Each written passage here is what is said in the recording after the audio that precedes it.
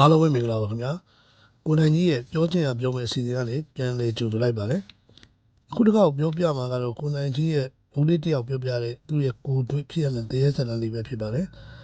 ဒီဇတ်လန်းကိုကိုနိုင်ကြီးကိုယ်တိုင်ခံစားပြီးတော့ကိုနိုင်ကြီးရဲ့မူအတိုင်းပြောပြပေးသွားမှာဖြစ်ပါတယ်1995ခုနှစ်လောက်ကကိုနိုင်ကြီးဘကိုးဘက်ကရွာလေးတရွာမှာ project တစ်ခုနဲ့တာဝန်ကျခဲ့တယ်ရွာရောက်တဲ့ချိန်မှာရွာတဲခုကိုအိမ်တစ်လုံးပြီးခဲ့တယ်အဲ့တဲခုရမယ့်အိမ်ကရွာစွန်မှာရှိတဲ့နှစ်ထပ်အိမ်ဟောင်းကြီးအိမ်ကြီးအောက်ထပ်မှာမိဖို့ကြောင့်အိမ်ခန်းတစ်ခန်းနဲ့မိဖို့ရှိတယ်အပေါ်ထပ်မှာကျတော့အိမ်ခန်းတစ်ခန်းရှိတယ်အိမ်ရဲ့အောက်ထပ်က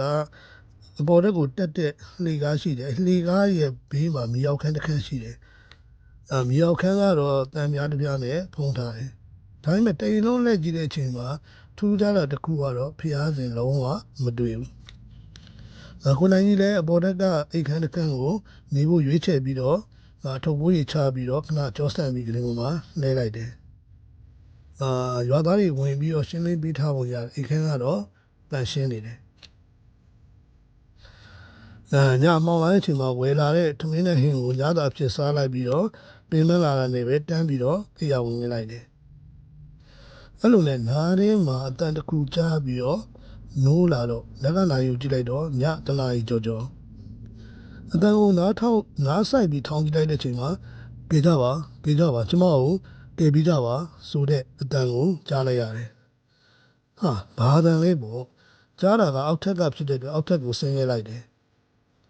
အောက်ထက်ရောက်တော့အတန်ကြားစီကိုလိုက်ရှာတော့လှေကားထောင်လေးကမြေရောက်ခန်းလေးကနေထွက်လာတဲ့အတန်အဲ့ဒီအချိန်မှာပဲထပ်ပြီးကြားလိုက်ရပါတယ်ကြကြပါမြေရောက်ခန်းရဲ့လှိုင်းတန်ကြောင့်လားမသိဘူးအတန်ကကွဲအဲ့နဲ့ကြောက်စရာကောင်းလာတယ်ကိုနိုင်ကြီးတဲ့အပေါ်ထက်ကိုအပြေးလွှားပြန်တက်ပြီးအခန်းထဲကိုဝင်ဆောင်ချုံပြီးတော့အိတ်လိုက်တယ်အဲ့ဒီအချိန်မှာပဲအတန်တွေအားလုံးရုတ်တရက်တိတ်ဆိတ်သွားတယ်ရုပ်ဆွအစုံညတွေမှာတောဘက်တွေမှာကြားရတဲ့ဗဇင်းရင်ဝဲအတန်တော့မကြားတော့ဘူးအဲ့လိုနဲ့လှေကားကနေလူတယောက်တက်လာတဲ့အတန်တကြည်နဲ့ကြားလိုက်ရတယ်ခြေတန်းကလေးလံပြီးတော့တလန်းချင်းတက်လာတဲ့ပုံစံမျိုးကိုနိုင်ကြီးတဲ့အားတင်းပြီးဘယ်သူလဲလှမ်းမိလိုက်တယ်ခြေတန်းကရက်သွားတယ်ဘာမှတော့ထပ်မကြားတော့ဘူးအဲ့ဒါနဲ့ပဲစိတ်အေးပြီးတော့အိမ်မဲ့လုံနေတော့မှပဲမိမတယောက်ရဲ့ရှာကြီးတဲ့ငိုကြွေးတန်ကိုကြားလိုက်ရတယ်အတန်ကအခန်းနာကလှေကားထိတ်လောက်ကကိုနိုင်ကြီးလည်းအရဲစွန့်ပြီးတော့ကဲလာမယ်ပြီးပြေးတွေ့မယ်ဆိုပြီးတကားကိုဖြည်းဖြည်းချင်းဖွင့်ပြီးအပြင်ထွက်လိုက်တယ်တွေးလိုက်ရတာကလှေကားထိတ်မှာအမျိုးသမီးတယောက်နောက်ကျောပေးပြီးထိုင်နေတယ်သူကသပင်တွေရင်းနေအောင်ကိုလှုပ်နေအောင်ကိုရှိုက်ကြီးတင်နေငိုနေတာဗျ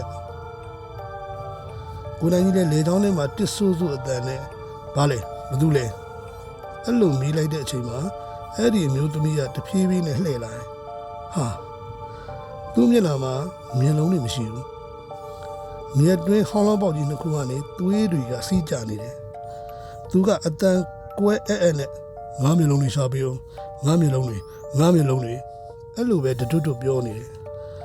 ကိုနိုင်ကြီးလည်းဘလို့မှတောင်းမခံနိုင်တော့တာနဲ့အခန်းထဲပြန်ဝင်ပြီးတော့တကားကိုပိတ်ဆောင်းချုံပြီးမျက်လုံးကိုမှိတ်ထားလိုက်တယ်လူလည်းတကိုယ်လုံးတစ်စက်နဲ့တုံနေတယ်အဲ့ဒီအချိန်မှာပဲတကားကိုဒုံနဲ့ထုဆန်ကြားလိုက်ရတယ်ထူးချက်ကဘလောက်ပြင်းလဲဆိုရင်တအိမ်လုံးတုံခါနေသလိုခံစားနေရတယ်ခဏနေတော့တကားထုဆန်ရက်သွားတယ်အဲ့ဒီအချိန်မှာပဲကျွန်တော်ရဲ့နာနာကို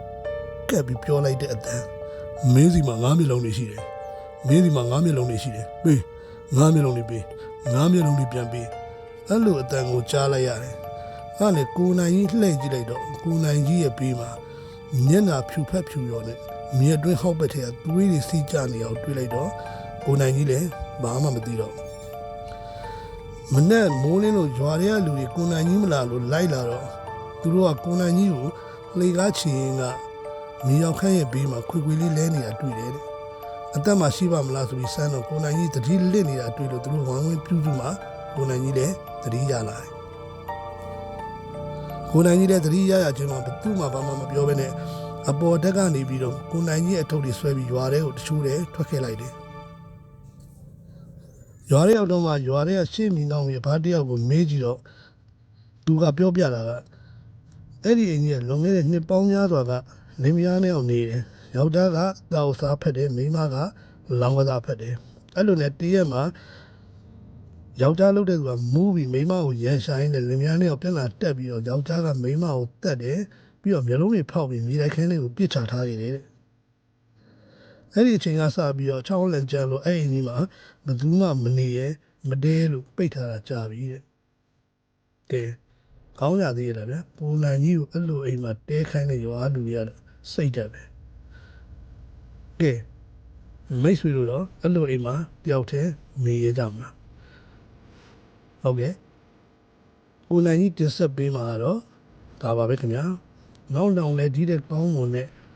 ဇလန်းလေးတွေကိုနားထောင်နေတယ်ဆိုရင်တော့ပုံလန်ကြီးရဲ့ page လေးကို like and subscribe လုပ်ပေးဖို့မမေ့ကြပါနဲ့เนาะအားလုံးကိုကျေးဇူးထူးတင်ပါတယ်